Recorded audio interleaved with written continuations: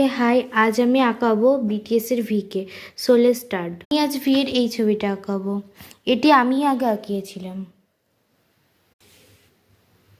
একটি মুখ আঁকার বেসিক স্টেপ হচ্ছে সেটিকে আগে রাউন্ড করে নেওয়া, যেটা আমি করে নিয়েছি। দেখতে পাচ্ছ ভি আঙুলটা এভাবে দিয়েছে, তো আমি আগে আঙুলটা আঁকিয়ে নেব।